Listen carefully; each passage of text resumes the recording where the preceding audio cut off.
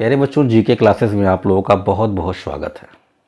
आज की इस वीडियो लेक्चर में हम लोग एनसीईआरटी मैथमेटिक्स क्लास 11th का चैप्टर नंबर 3 शुरू करने चल रहे हैं, जिसका नाम है ट्रिग्नोमेट्रिक फंक्शंस। अगर आपने इससे पहले की वीडियोस नहीं देखी हैं तो एक बार डिस्क्रिप्शन देख लीजिएगा, किनारे में आई टैब पर चले जाइएगा या फिर प्लेलिस्ट बनी हुई है, आप वहाँ से वीडियोज़ देख सकते हैं।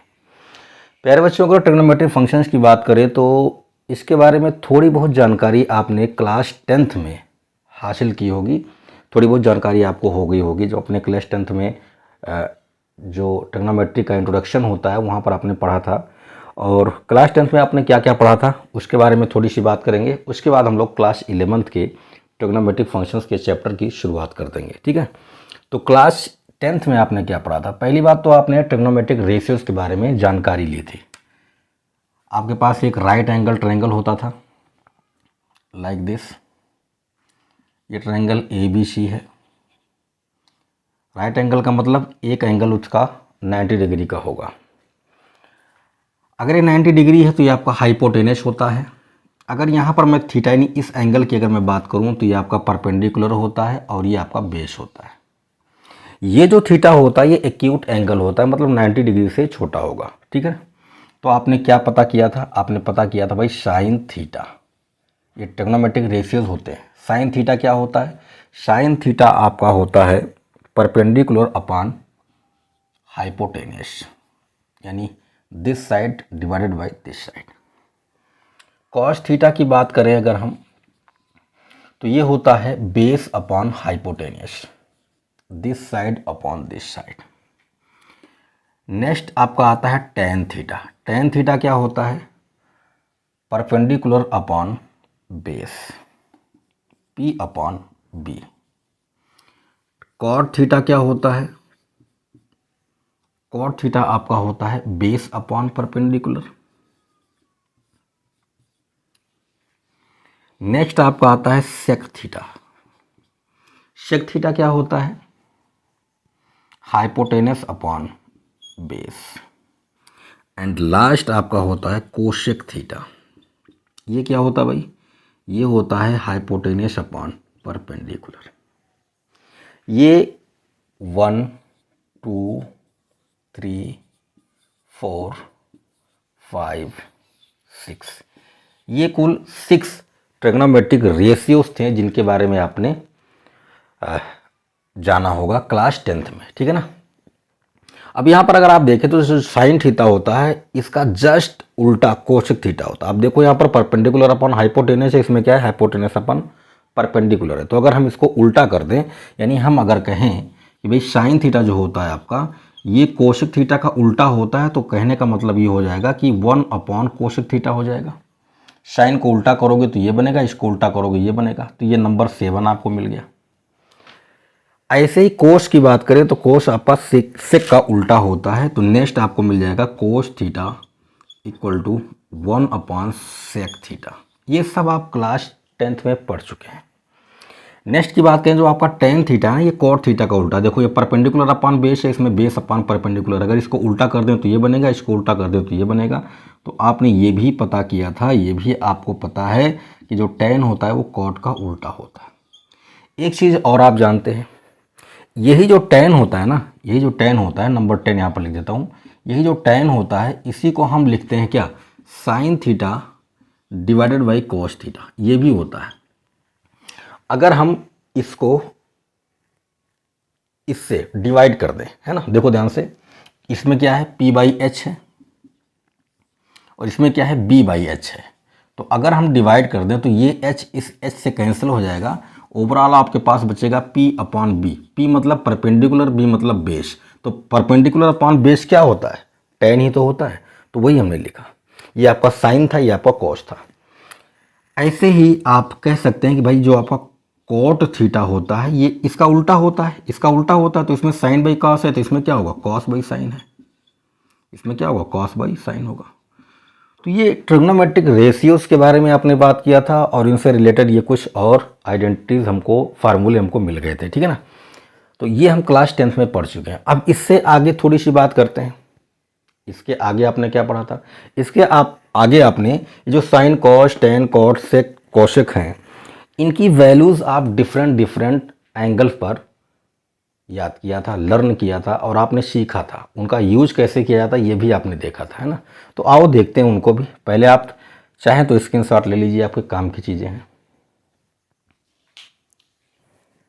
आपने क्या किया था देखो ध्यान से। यहाँ पर मैं अगर थीटा लिख दूँ और ऐसे एक डायग्राम कहें या ग्राफ कहें आपकी बुक में बना था, 0 degree, 30 degree, 45 degree, 60 degree, 90 degree, ये बना हुआ था, है ना, ऐसे।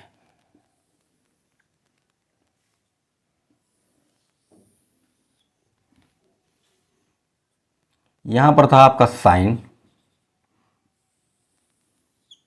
यहां पर आपका था कोस, यहां पर आपका था टेन, यहां पर आपका था कॉट, यहां पर आपका था सेक,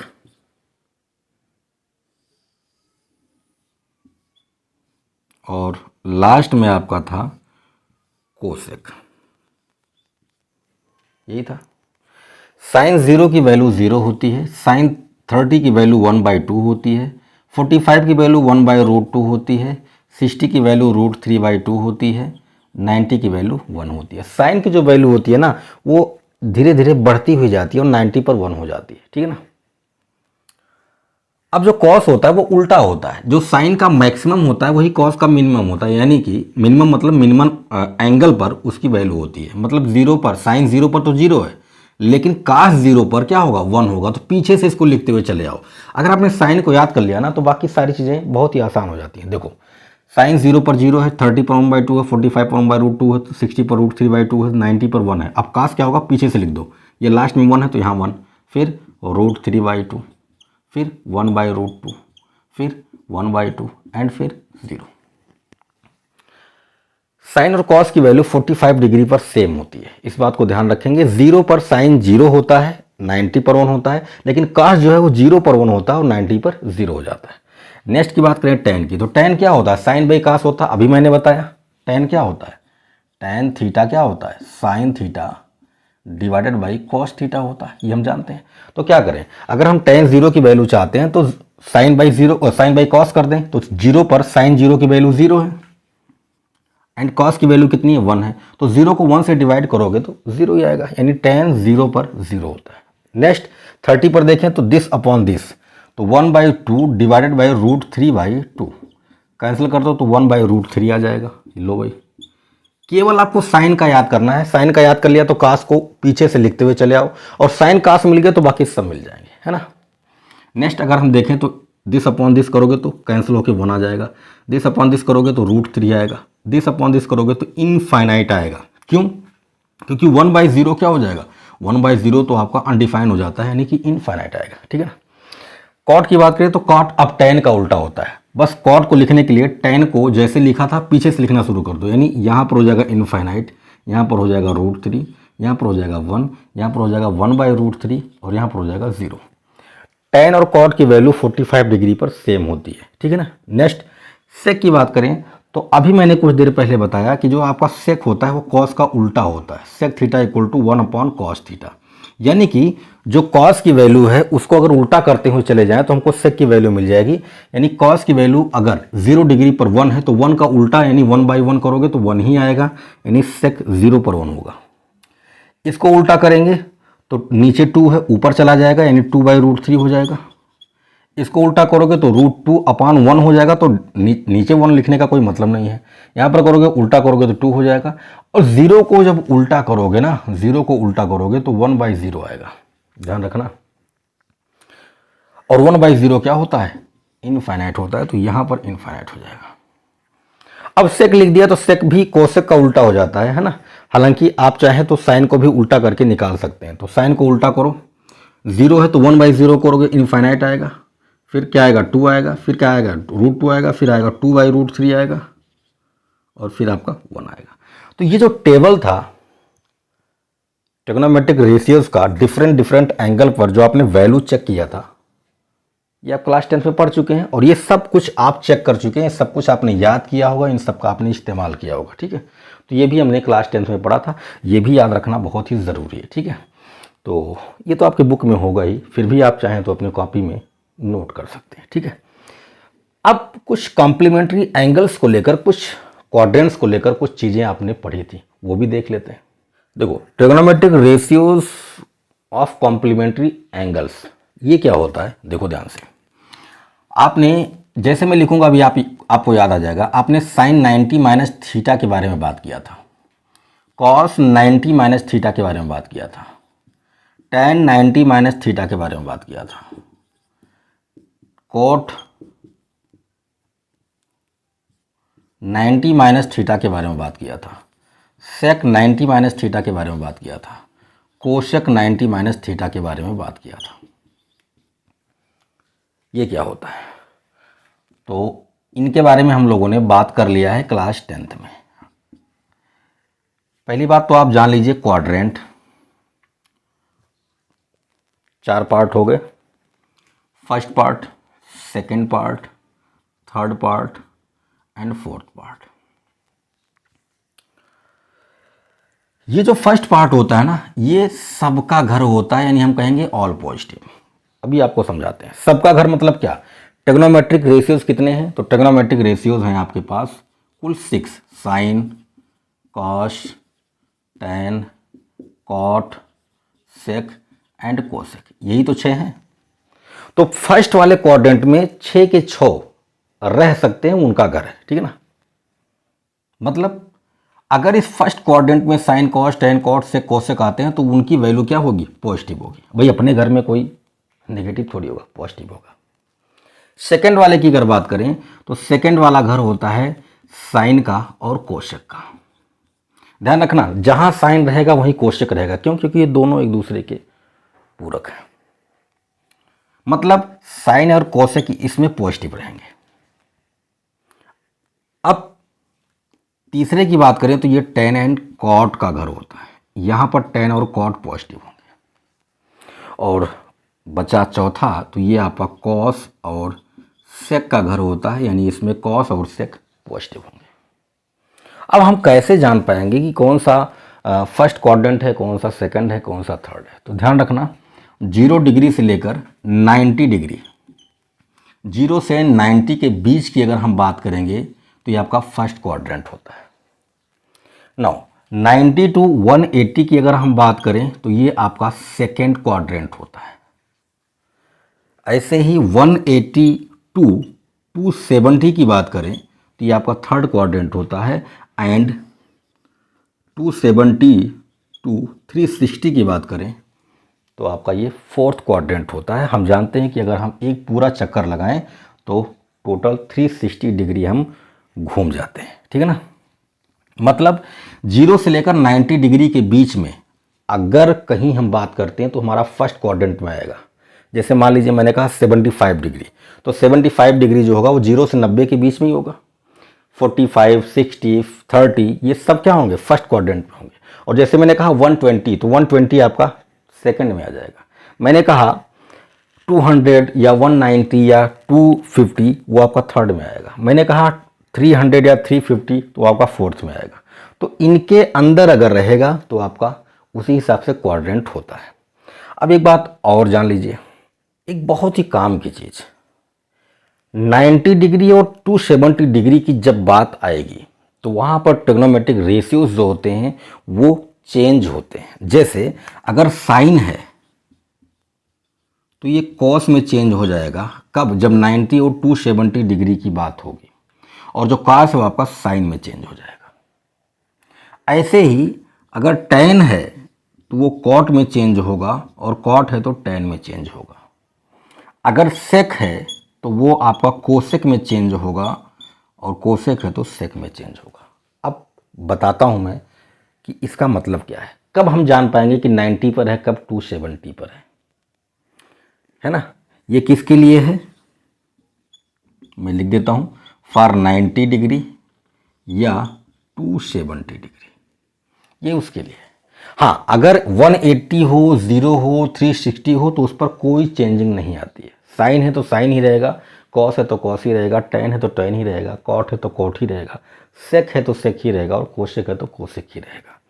मतलब ये जो खड़ी वाली लाइन है इस पर जब पहुंचेंगे तो चेंज होता है, पड़ी वाली लाइन पर कोई चेंजिंग नहीं आती है, जो ट्रिग्नोमेट्रिक रेशियो है वही रहेगा, है ना।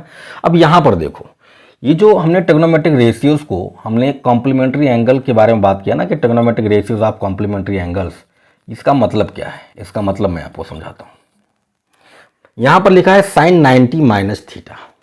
तो देखो मैंने कहा कि 90 है या 270 है तो साइन चेंज होगा, किस में चेंज होगा, साइन चेंज होगा कॉस में। तो यहाँ पर साइन है, यहाँ पर 90 आ गया तो सीधी सी बात है यहाँ पर तो साइन की जगह पर कॉस आ जाएगा, ठीक है ना।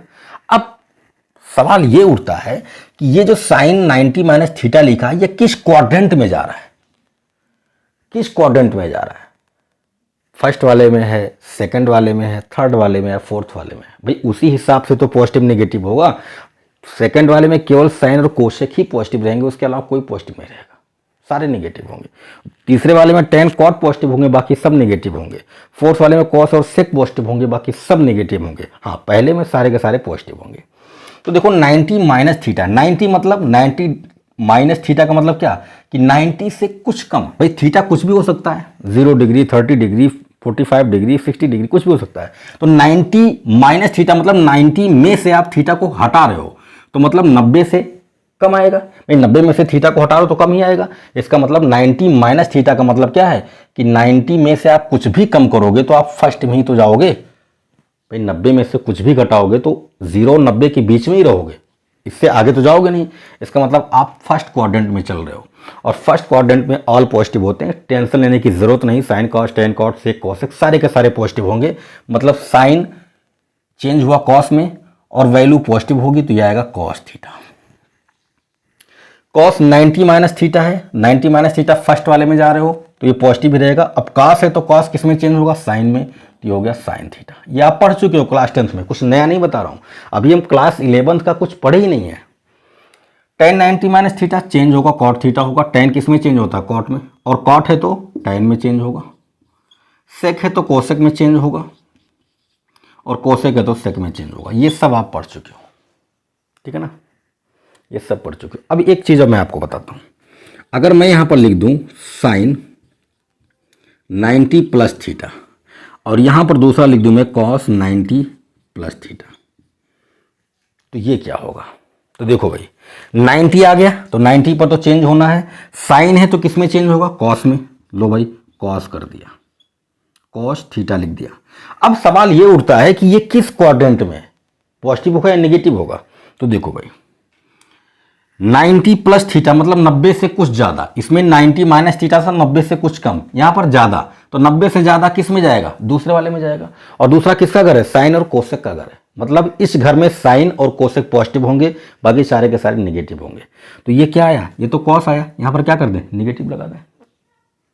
और जैसे आपने यहाँ पर कॉस को देखकर नेगेटिव लगाया, आपका आंसर गलत हो जाएगा। इसको बताने का मतलब सिर्फ इतना ही था, इसको नहीं देखना है तो रिजल्ट है। क्वेश्चन ये था, ये क्या है, ये साइन है, और साइन अपने घर में पॉजिटिव होगा। भाई साइन को जब चेंज किया तो कॉस मिला था, है ना, पहले तो कौन था, पहले साइन ही था। इसका मतलब ये नेगेटिव नहीं रहेगा। आई बात समझ में। Sine 90 plus theta cos theta होगा, नेगेटिव नहीं होगा। क्यों, क्योंकि पहले साइन था, साइन चेंज होकर कॉस आया है, ओरिजिनल में ये साइन ही है ना। ऐसे कॉस 90 प्लस थीटा की बात करें तो कॉस किस में चेंज होगा, साइन में चेंज होगा। लो भाई कर दिया। अब पॉजिटिव या नेगेटिव, तो देखो भाई दूसरा घर साइन और कोसेक का, ये तो कॉस है, इसका मतलब क्या आएगा, नेगेटिव आएगा, ठीक है ना। ऐसे अगर हम बात करें, ऐसे सबके साथ चलेगा, है ना, टेन कॉट से कोसेक सबके साथ चलेगा। बस हमको ये देखना है कि किस क्वाड्रेंट में जा रहे हो। जिस क्वाड्रेंट में जाओगे उसी हिसाब से आपका एंगल चेंज होगा, ठीक है ना, उसी हिसाब से आपका साइन चेंज होगा। अब अगर मैं बात करूं टेन 180 प्लस थीटा, और यहीं पर मैं लिख दूं साइन 180 प्लस थीटा, तो भाई देखो 180 डिग्री है या 360 डिग्री है या 0 डिग्री है, इस पर कोई चेंजिंग नहीं आती है। टेन है तो टेन ही रहेगा, कोई टेंशन लेने की जरूरत नहीं है। टेन है तो टेन ही रहेगा। अब सवाल ये उठता है कि पॉजिटिव होगा या नेगेटिव होगा। तो भाई देखो 180 प्लस मतलब तीसरे वाले में जा रहे हो, और तीसरा वाला घर किसका है, tan और cot का है, मतलब अपने घर में तो पॉजिटिव रहेंगे ही। तो ये tan था, tan ही रहेगा, पॉजिटिव रहेगा, कोई टेंशन लेने की जरूरत नहीं। लेकिन sine 180 plus theta, 180 plus theta मतलब तीसरे वाले में जा रहे हो, और यहां पर tan और cot का घर है, ये तो साइन है, ये तो नेगेटिव हो जाएगा। और एक बात, 180 डिग्री हो, 180 डिग्री हो, मैं लिख देता हूं, देखो भाई, साइन है तो साइन ही रहेगा, कॉस है तो कॉस ही रहेगा, टैन है तो टैन ही रहेगा, कॉट है तो कॉट ही रहेगा, सेक है तो सेक ही रहेगा, कोसेक है तो कोसेक ही रहेगा। कब कब, फॉर 180, 360 या 0 डिग्री पर। इनके लिए ये वैल्यू, ये ट्रिग्नोमेट्रिक रेशियोज चेंज नहीं होते हैं, जो हैं वही रहेंगे।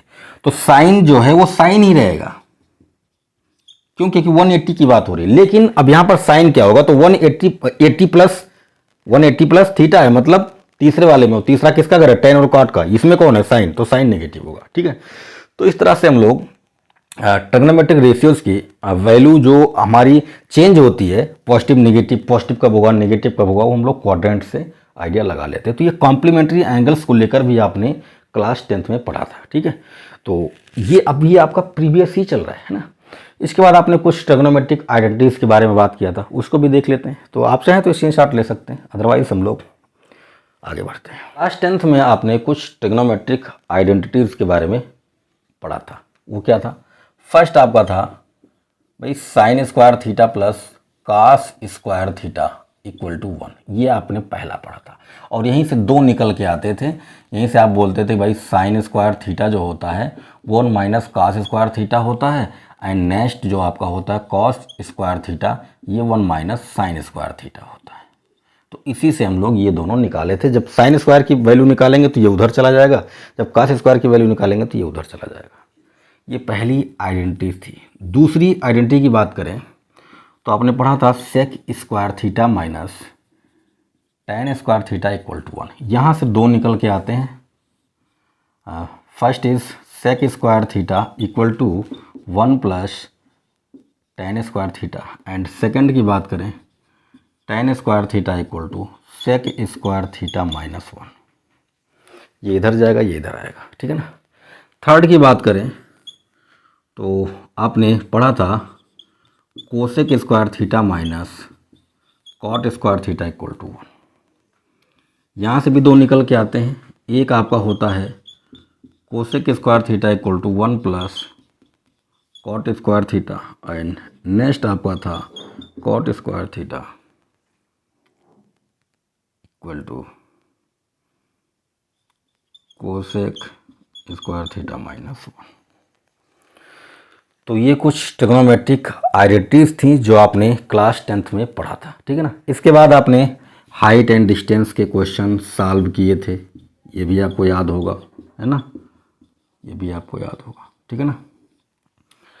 तो हाइट एंड डिस्टेंस में आप हाइट निकालने के लिए tan या cot का इस्तेमाल करते थे, और जब स्लैंट हाइट होती थी, तिरछी ऊंचाई होती थी, सीढ़ी की लंबाई निकालनी होती थी, तो वहाँ पर आप साइन और कॉस का इस्तेमाल करते थे। तो हाइट एंड डिस्टेंस के क्वेश्चन भी आपने क्लास 10th में सॉल्व किए थे। ठीक है। तो ये जो अभी आज की इस वीडियो लेक्चर में हम लोगों ने बात किया, ये बेसिकली क्लास 10th के बारे में हम लोग बात कर रहे थे। अभी 11th में हमने कुछ भी नहीं बात की है। तो ये 11th का जो आपका सिलेबस है उसके बारे में एक भी लाइन अभी हम लोगों ने ना तो लिखा है ना ही बोला है। ठीक है। ये सारी की सारी चीज़ें क्लास 10th में थी, तो मैंने आपकी काफ़ी हेल्प कर दी है। क्लास 10th में क्या क्या पढ़े थे एक बार हमने रिकॉल कर लिया।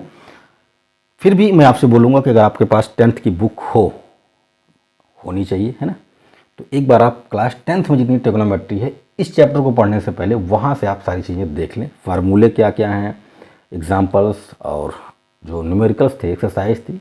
बहुत ज़्यादा टाइम नहीं लगेगा, 2 घंटे 3 घंटे लगेंगे आपको, है ना, सारे के सारे सॉल्व कर ले जाएंगे। ठीक है। चलिए अब बात करते हैं क्लास 11th के ट्रिग्नोमेट्रिक फंक्शंस चैप्टर में क्या क्या चीज़ें हमें पढ़नी है, उसकी शुरुआत करते हैं। बेसिकली हम लोग एक्सरसाइज 3.1 के इंट्रोडक्शन की बात करेंगे। ठीक है। एक बार आप स्क्रीनशॉट ले लीजिए। तो प्यारे बच्चों, अब क्लास 11th की ट्रिग्नोमेट्रिक फंक्शन में हमें पढ़ना क्या है। तो सबसे पहले हमें पढ़ना है एंगल के बारे में और धीरे धीरे अपनी गाड़ी अब आगे बढ़ेगी। अभी तक जो हम लोग ने बात किया वो हम क्लास 10th में जो पढ़ चुके थे उसी के बारे में बात कर रहे थे, मतलब पिछली बातों को याद कर रहे थे। अब नई बात करेंगे एंगल की। अब एंगल वर्ड से आप बिल्कुल अच्छे तरीके से वाकिफ हैं, आपके लिए नया नहीं है, लेकिन अब डेफिनेशन क्या होता है उसके बारे में बात करेंगे, ठीक है। तो जो एंगल है, ये एंगल की अगर हम बात करें तो ये जो एंगल वर्ड है ये लैटिन वर्ड एंगुलस से मिलके बना है, एंगुलस से निकल के आया है। और इस एंगुलस का मतलब होता है कॉर्नर। क्या होता है भाई? कॉर्नर। कॉर्नर का मतलब क्या होता है? कोना, है ना। तो आप जिस रूम में बैठे हुए हैं उसमें 4 दीवारें हैं, उनके बीच में कोने होंगे, ठीक है।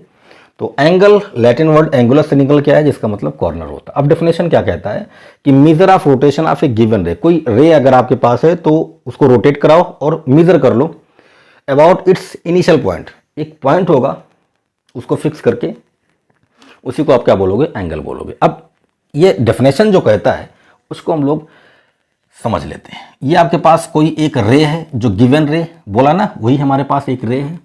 ये एक पॉइंट है, इसको कह देते हैं ओ। इस रे को हम रोटेट करा सकते हैं, घुमा सकते हैं। कैसे? इसको पकड़ के इधर भी घुमा सकते हैं, इसको पकड़ के इधर भी घुमा सकते हैं, जिधर आपकी इच्छा उधर घुमा दो, है ना।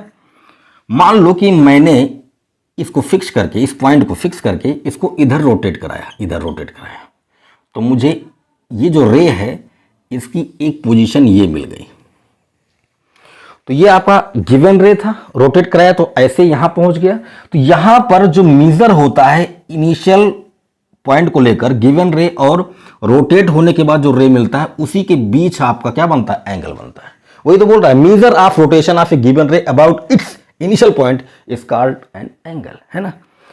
तो ये जो आपका इनिशियल रे था, है ना, गिवन रे था, इसी को हम लोग बोलते हैं इनिशियल साइड। क्या बोलते हैं भाई? Initial side. और रोटेट होने के बाद जो हमें साइड मिला है इसको बोलते हैं टर्मिनल साइड। तो डेफिनेशन कुछ खास नहीं है, डेफिनेशन में कुछ दिक्कत नहीं है। एक आपके पास ओरिजिनल साइड थी, उसको रोटेट कराया तो बीच में आपको कॉर्नर बन गया, वही कॉर्नर क्या होता है? एंगल होता है, ठीक है ना। इसको आप इधर भी रोटेट करा सकते थे। सपोज दैट ये आपका ए है तो ओ ए जो होगा वो इनिशियल साइड होगा, और ये आपका अगर बी है तो ओ बी जो होगा वो टर्मिनल साइड होगा। टर्मिनल साइड कब मिला? जब हमने ओ ए को रोटेट कराया, ठीक है ना। और ये जो आपका पॉइंट है ना, the point of rotation is called vertex. इसी को पकड़ के तो रोटेट कराया था, इसको फिक्स करके घुमा सकते हैं हम ऐसे। इसको फिक्स करेंगे तो इसको हम ऊपर नीचे घुमा सकते हैं, तो ये आपका क्या कहलाएगा? ये आपका वर्टेक्स कहलाएगा। क्या कहलाएगा? वर्टेक्स कहलाएगा, ठीक है ना। अब एक चीज आप जान लो, एक चीज आप जान लो, अगर आप इस इनिशियल साइड को रोटेट करा रहे हो तो रोटेट आप 2 तरह से करा सकते हो, जैसा मैंने बताया। एक तो आप चाहो इधर से करा दो, एक चाहो इधर से करा दो, मतलब इसको फिक्स करके हम ऐसे भी कर सकते हैं, ऐसे भी कर सकते हैं। तो रोटेशन आपका जैसा होगा उसी हिसाब से आपका एंगल भी होगा। पॉजिटिव एंड नेगेटिव 2 तरह के एंगल होते हैं, पॉजिटिव एंगल, नेगेटिव एंगल, है ना। तो ये कहानी इतनी समझ में आई होगी। एंगल क्या होता है? एंगल कुछ खास नहीं होता है, गिवन रे होगा, उसी को रोटेट करा देंगे, मेजर कर लेंगे, ये आपका क्या होगा? एंगल होगा। अब पॉजिटिव एंगल क्या होता है? If the direction of rotation is anti clockwise the angle said to be positive angle. मतलब समझो, जो आपके पास घड़ी है उसमें जो सेकंड वाली सुई है वो जिधर चल रही है उसको हम क्लॉकवाइज बोलते हैं, और उसके अगेंस्ट एंटी क्लॉकवाइज बोलते हैं, है ना। सपोज दैट ये आपके रूम में जो घड़ी लगी हुई है वो है, ये सुई है घड़ी की, ऐसी तो चलेगी, टिक टिक टिक टिक टिक टिक टिक टिक टिक टिक टिक टिक। तो अगर ऐसे घड़ी की सुइयों की दिशा में अगर आप चल रहे हैं तो वो क्लॉकवाइज होता है। और अगर हम इधर चलने को बोल दें, भाई घड़ी की सुई ऐसे ही चलती है, ऐसे ही चलती है, अगर ये घड़ी है तो इसकी सुई कैसे चलेगी? ये मान लो घड़ी की सुई है तो टिक टिक टिक टिक टिक टिक, तो ये क्लॉकवाइज हो गया। लेकिन हम बोलें कि ये जो सुई चल रही है ये तो अपनी जैसे चलती है वैसे चलेगी, लेकिन हम बोलें कि इसका उल्टा चलो, तो उल्टा चलने का मतलब कि घड़ी की सुई इधर चल रही है, आप इधर चलो, तो वो हो जाएगा एंटी क्लॉकवाइज। घड़ी की सुई की दिशा में चलना क्लॉकवाइज और अगेंस्ट चलना एंटी क्लॉकवाइज। तो ये क्या बोल रहा है? If the direction of rotation is anti clockwise the angle said to be positive angle. मतलब समझो, ये आपका ओरिजिनल रे है ओ ए। अब घड़ी की सुई तो ऐसे चलती है, ऐसे टक टक टक टक, है ना, ऐसे। हम क्या करें, हम इसको एंटी क्लॉकवाइज घुमाएं, मतलब रोटेशन ऐसे हो, तो ये जो एंगल बनेगा, ये जो एंगल बनेगा, ये आपका क्या होगा, ये आपका पॉजिटिव एंगल होगा। क्या होगा, पॉजिटिव एंगल होगा। नेगेटिव क्या होता है, if the direction of rotation is clockwise the angle set to be negative angle, मतलब ये आपका ओ ए है। अब रोटेशन क्लॉकवाइज हो रहा है, मतलब घड़ी की सुई की दिशा में चलोगे, तो अगर ऐसा कुछ बनता है तो यहां पे जो थीटा आपका बनेगा वो क्या होगा, वो नेगेटिव होगा। तो अगर आप क्लॉकवाइज चलोगे तो नेगेटिव होगा, और एंटी क्लॉकवाइज चलोगे तो पॉजिटिव होगा। तो एंगल दो तरह के होते हैं, positive angle, negative angle. Positive angle तब होगा जब एंटी क्लॉकवाइज चलोगे, नेगेटिव एंगल तब होगा जब क्लॉकवाइज चलोगे। ठीक है, तो ये एंगल की बात हो गई। वीडियो की लेंथ काफ़ी ज़्यादा बड़ी हो जाएगी, इसीलिए इस वीडियो लेक्चर को यहीं पर रोकते हैं, और इससे आगे की कहानी जो है वो पार्ट 2 में हम लोग बात करेंगे। ये इंट्रोडक्शन वीडियो था एक्सरसाइज 3.1 का, इसमें कुछ खास हम लोगों ने बात नहीं किया, सिर्फ एंगल के बारे में बात किया। इससे पहले की जो चीज़ें हमने बात की वो तो क्लास 10 की थी। ठीक है, इससे आगे हम लोग यूनिट के बारे में बात करेंगे कि एंगल की यूनिट मेजरमेंट जो होते हैं, एक डिग्री होता है, एक रेडियन होता है, फिर डिग्री रेडियन में क्या रिलेशन होता है, फिर हम लोग रेडियन को रियल नंबर्स के इक्विवेलेंट मान लेते हैं, है ना। ये सारी चीज़ें हम लोग बात करेंगे नेक्स्ट वीडियो लेक्चर में। तो यहाँ तक अगर कोई डाउट है, कोई डाउट होना ही नहीं चाहिए, क्योंकि जो भी बातें हम लोगों ने अभी तक की वो क्लास 10 की बातें थी। ठीक है, फिर भी अगर कोई डाउट हो, कोई क्वेरी है तो कमेंट करके ज़रूर पूछें। वीडियो को लाइक कीजिए, दोस्तों में शेयर कीजिए, अगर आप चैनल पर नए हैं तो सब्सक्राइब कीजिए, ताकि आपको ऐसे वीडियोज़ मिलते रहें। मिलते हैं बच्चों नेक्स्ट वीडियो लेक्चर में। अपना ख्याल रखिए, स्वस्थ रहिए, मस्त रहिए और पढ़ते रहिए।